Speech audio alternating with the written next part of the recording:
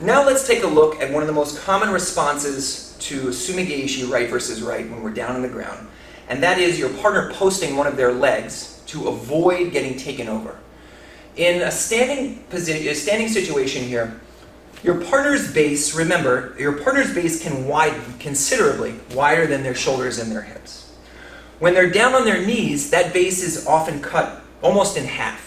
So you have a much better chance of actually hitting Sumi-Gaeshi when your partner's on their knees than when they're standing, right? Even though you're even taking into account kind of falling body weight and the momentum. But whether we choose to sit to guard and then work, or we draw our partner down into Sumi-Gaeshi here, we're going to be elevating here with our inside hook to lift.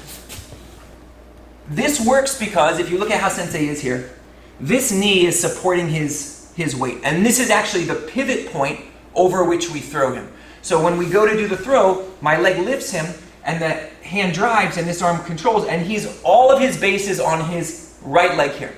Okay? So he's tilting over that side, and then that's the point over which we throw our partner. Life gets a lot harder when your partner posts this leg. Okay, so how might that look? He may start on two knees, this leg posts out, and now when we go to hit our sweep, we run into an incredibly powerful wall.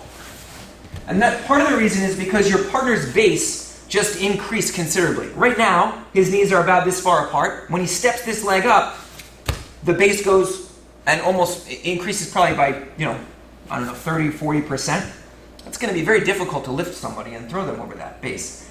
So you'll often find beginners or even intermediate people working for Sumi-Gaeshi, and they post, when they encounter the partner posting, it feels like there's no way to get their partner over. And now from here, your body is elongated, your partner is beginning to pressure into you, your knees come together, and now your body gets collapsed into a position where you can get past, your knee line's compromised, a whole mess.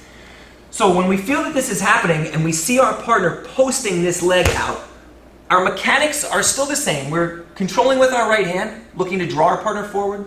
We're controlling with the sleeve, looking to prevent our partner from posting. We have an inside foot that's still lifting. But we have to get around this problem. How are we going to do it? Here's the way. As we feel our partner posting here, even with a very wide base, you can widen your base here, here, we're going to use this distance to retract our leg, and we're going to post our foot anywhere from our partner's ankle all the way up to their knee. Ideally, if you can get high, that's great. If you can reach your partner's ankle, that's also fine. They're both pretty good. That'll depend on how he posts. Right now, Sensei has his feet so that I can reach this ankle. If he widens his base back a little bit this way, I can't reach the ankle, but I can always reach the knee. Now from here, instead of just a rotation, we're going to extend the same way that you would Hiza-Guruma. So we're going to block using a knee wheel action, and now our right leg can lift. At the same time, our right hand can guide our partner's shoulders down towards the mat. We can lift and follow our partner up. So one more time. Maybe one of many times here. Yeah. So we're down, we're beginning our sumi, and our partner posts their right leg out here. We need to retract our knee in order to make space. Okay, this is not an issue of flexibility. If it was an issue of flexibility, then inflexible people would get all jammed up here. We bring our knee to our chest. You can do that. You're going to put your foot here, or you're going to put your foot up high, depending on what your partner gives you. This is not a strike, it's a post, because if he tries to take his foot up and out, go ahead please, my foot is going to stay connected to him. So we have what we call a sticky foot. And this sticky foot glues to our partner so that it prevents them from stepping out. At the same time, we're able to compromise their base. So watch from the reverse angle here. Let's see if you can see what's going on here. So we have our grips. You can see, just like this, you can see Sensei's base here. Okay, we're going to begin our attack, and there goes the wide leg. We retract, and then we post. From here, you can see the sticky foot blocks his leg. Now we put the shoulder on the floor, right leg elevates, and we come out in the top position. This Hiza-Guruma variation is very, very effective down on the ground. You can see it would be hard to hit from the standing position because both your legs are committed, and when we're on the ground, falling underneath our partner can be a little bit challenging. There's still variations we can do, I think. But it's a very, very effective way of dealing with the partner basing the legs. The last point is where we end up. Because oftentimes students will ask me, well, should I just sweep directly into the mount if I can do that? Either with Sumi-Gaeshi or this Hiza-Guruma Sumi-Gaeshi variation. And the answer is not usually.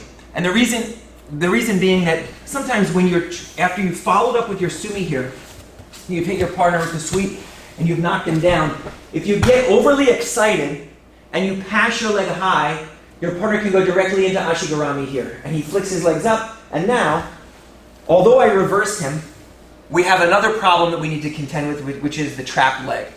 So it makes a lot more sense to either move from Sumi-Gaeshi into the half guard or Sumi-Gaeshi into the cross side. So one last time, we're gripping, we're doing our Hiza variation.